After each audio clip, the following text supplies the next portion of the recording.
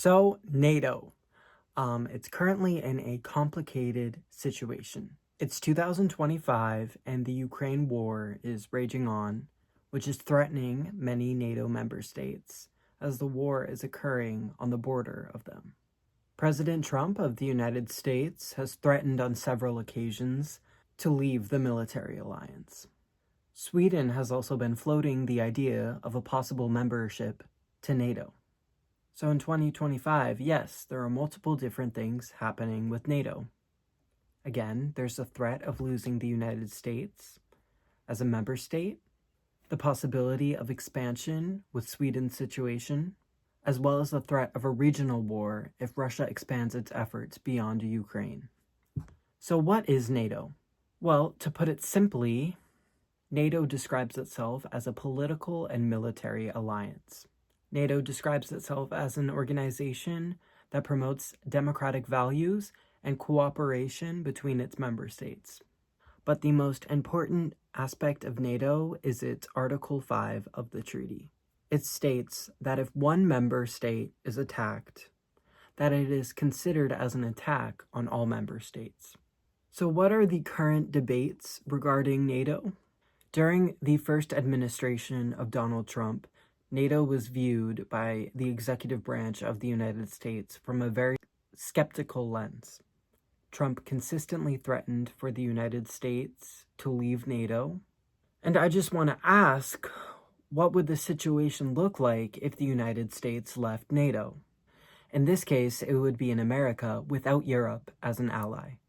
Of course, Europe would have many options about how to expand its influence without American cooperation. And in response to the United States leaving NATO, the US would be viewed from a skeptical lens. To put this simply, the United States would appear as chaotic and unreliable, and Europe would be viewed as a beacon of stability. It would be the United States leaving Europe.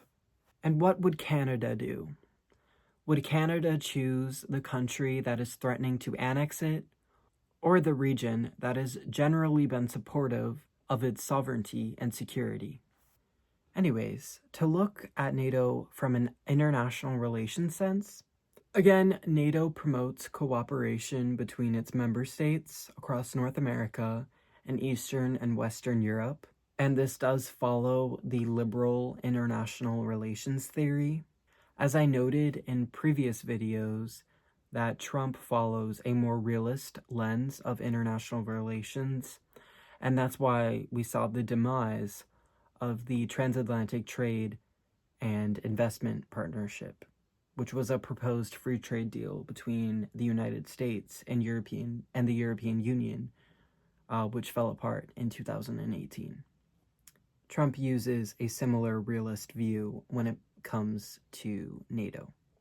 To wrap this up, the future of NATO should be regarded with a close eye.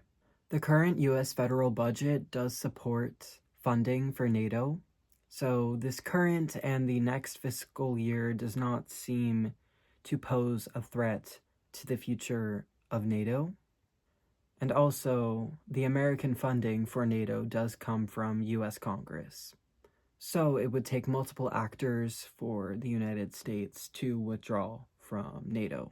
This is because in 2023, the US Congress passed a law that stated that the president cannot leave NATO without the approval of the United States Senate.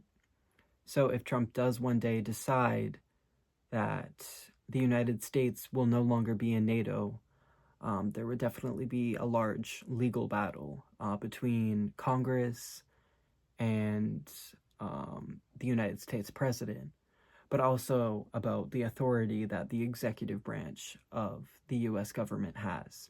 Anyways, let me know what you guys think that the future of NATO will be and what the global reaction is to the current foreign policy of the Trump administration.